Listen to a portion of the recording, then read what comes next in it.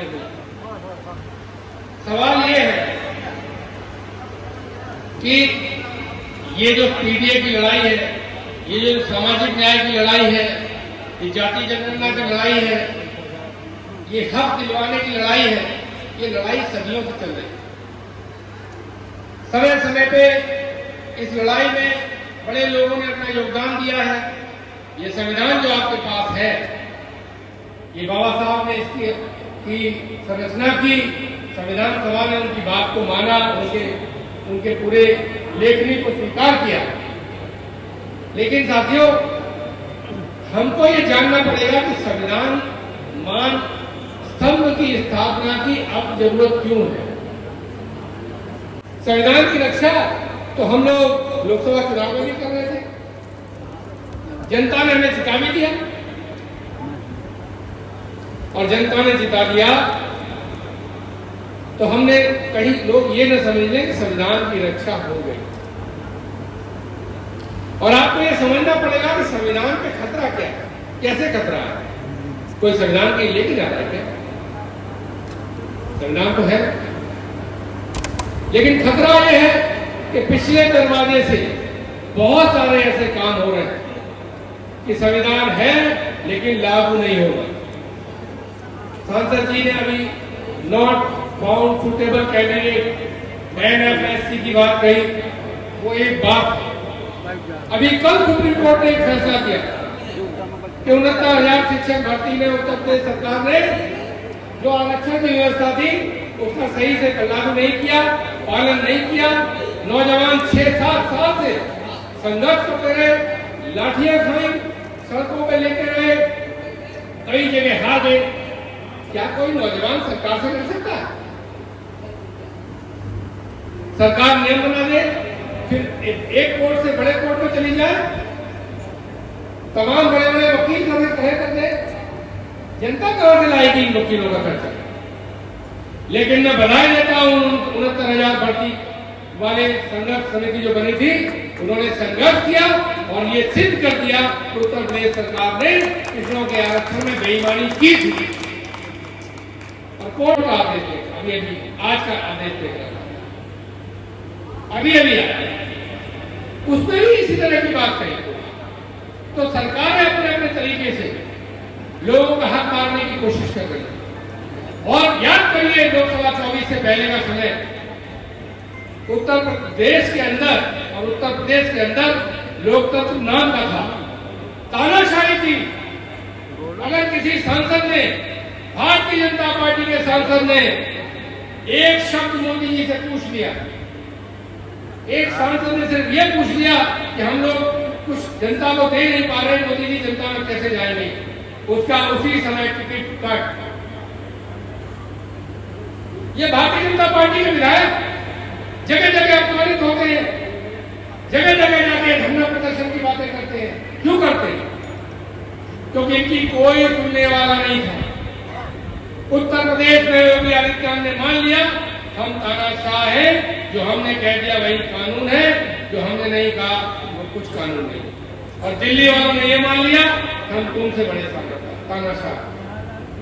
जब दिल्ली के प्रधानमंत्री, दिल्ली की सरकार के प्रधानमंत्री उत्तर प्रदेश आए, उन्होंने योगी जी को गाड़ी से नीचे पैदल चलवाया। जो मानसिकता उत्तर प्रदेश के मुख्यमंत्री जी की है, क्योंकि वो उसी पार्टी के छोटे नेता हैं, संविधान बचाने के लिए एकता दिखाई, जो वोट दिया, जिससे भारतीय जनता पार्टी स्पष्ट बहुमत की सरकार से पीछे रह गई, तो आपने संविधान बचाने की प्रक्रिया में एक कदम आगे बढ़ाया। अब ये लड़ाई पूरी नहीं हुई। अब मोदी की गारंटी जो थी वो एनडीए की गारंटी होगी। अब मोदी जी को बोलने से पहले एक तरफ नीतीश कुमार को देखना पड़ता है, तो दूसरी तरफ चंद्रबाबू नायडू को देखना पड़ता है। रात को नींद नहीं आती कि पता नहीं कब दोनों उठ के चल दें। क्षेत्रीय दलों के नेता हैं, प्रदेशों के हितों में इनकी राय खिलाफ है, आरक्षण सामाजिक न्याय पर इनकी राय खिलाफ है, ये खुद सोशलिस्ट राय है, पता नहीं कब उठ के चल दे और हमारी सरकार उसी दिन नेता नाबूद हो जाए। सोच करो, आज से 24 के चुनाव में गलती हो गई होती, उत्तर प्रदेश से 20 सीट और बीजेपी को आ गई होती, तो अभी तक उत्तर प्रदेश के विपक्ष के नेताओं में लाठीबाजी रही है। याद करिए चुनाव से पहले कैसे उठा के ले जाते थे, चाहे केजरीवाल हो, चाहे झारखंड के मुख्यमंत्री हो, मुख्यमंत्री रहते हुए अपना सम्मान नहीं बचाते। और वो विपक्ष में बचाते क्या बचाते? विपक्ष में तो संघर्ष कर सकता है आदमी, सरकार में रहते लोग अपना सम्मान नहीं बचाते। सरकार का जो मंत्री मुख्यमंत्री या प्रधानमंत्री की इच्छा के विपरीत बोला, वो इज्जत के साथ अपने कुर्सी पर नहीं बैठा। तो माननीय राष्ट्रीय अध्यक्ष जी ने ये महसूस किया कि संविधान बचाने की लड़ाई को आप पूर्ण मत मान लें।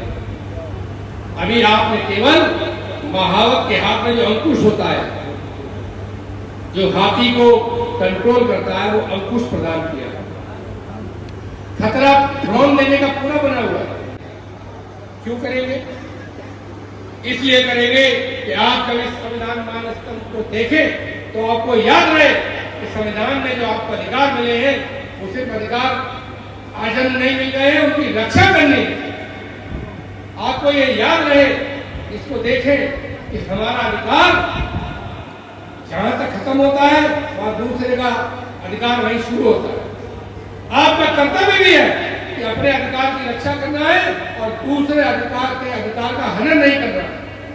आपकी आजादी वहीं तक है जहां तक दूसरे का अधिकार प्रभावित न हो जाए, और दूसरे का अधिकार वहीं तक है जहां तक वो मेरी आजादी प्रभावित न करे, आपकी आजादी प्रभावित। तीनों एक ही है। धर्म के क्षेत्र में बराबरी, धर्मनिरपेक्षता, समाज में बराबरी, आर्थिक व्यवस्था में बराबरी, सामाजिक न्याय, और इन सबको जमीन पर लागू करने वाली व्यवस्था लोकतंत्र की व्यवस्था। ये तीनों चीजें अगर अलग करती जाए तो पूरी नहीं होती। ये तीनों एक साथ रहेंगी तो पूरा रहेगा, तो संविधान भी रहेगा, लोकतंत्र भी रहेगा, सामाजिक न्याय भी रहेगा। जब जब संघर्ष आया, एक शुरू से ये यात्रा चल रही है। एक तरफ सामाजिक न्याय दिलाने वाले लोग हैं, एक तरह तरह हक मांगने वाले लोग हैं।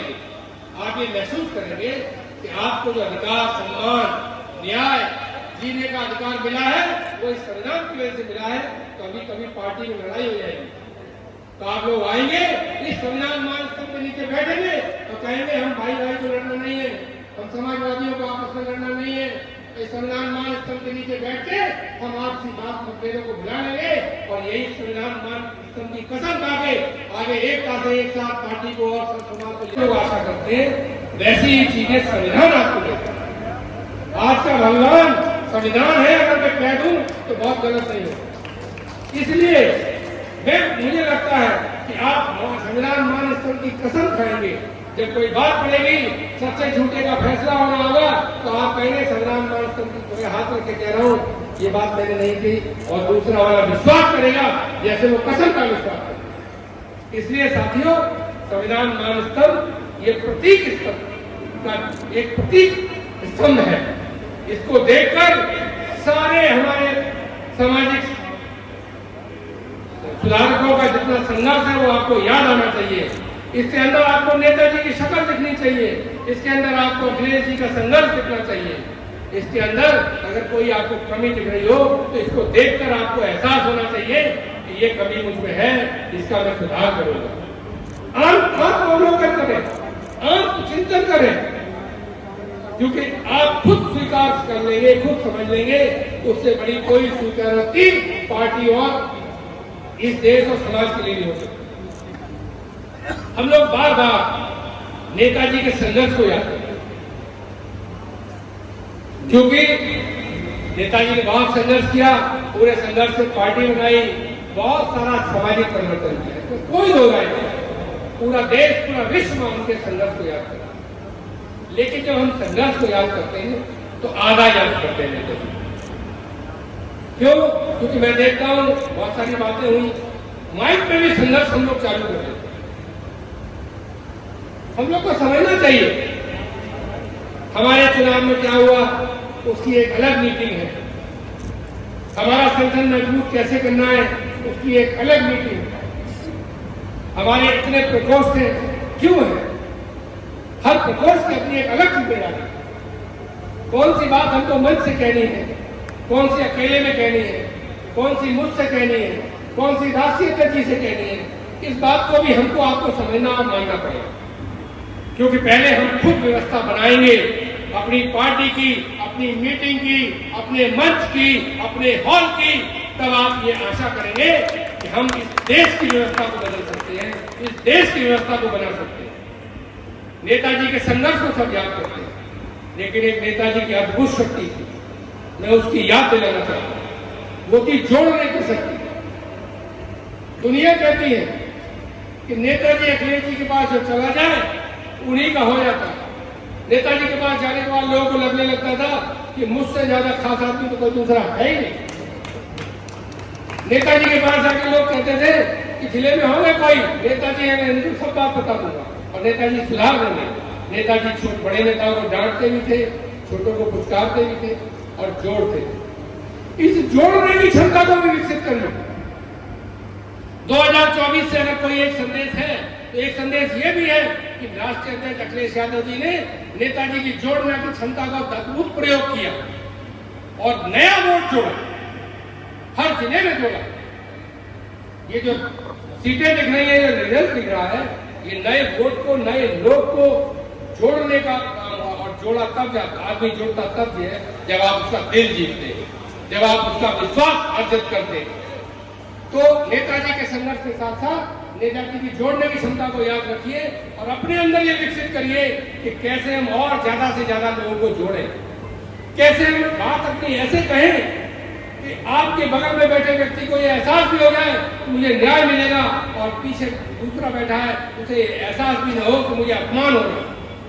जब तक जरूरत न हो तब तक ऐसा न हो कि कोई आपसे छिटक जाए। अब कोई सामाजिक मुद्दा आ जाएगा, यहाँ आर पार की बात आएगी, तो निश्चित तौर पे हमारी जो विचारधारा, हमारी जो सोच है, हमारा जो राजनीतिक एजेंडा है, हम जिस तरह का समाज निर्मित करना चाहते हैं उस दिशा में हम आगे बढ़ेंगे और हम अपने आदर्श और से कोई समझौता नहीं करेंगे। ये बात ठीक है। तो साथियों, मैं इसी बात के साथ कि नेताजी के संघर्ष के साथ साथ माननीय अखिलेश जी और नेताजी के जोड़ने की क्षमता पर भी हमें ध्यान रखना है। अपना आचरण, अपना व्यवहार ऐसा रखना है कि अपने साथियों को खराब न लगे, अपनी बात भी कह दें, सामने वाले को पता भी लग जाए कि हम उसकी बात से सहमत नहीं है, लेकिन उसको अपमानित भी महसूस न हो।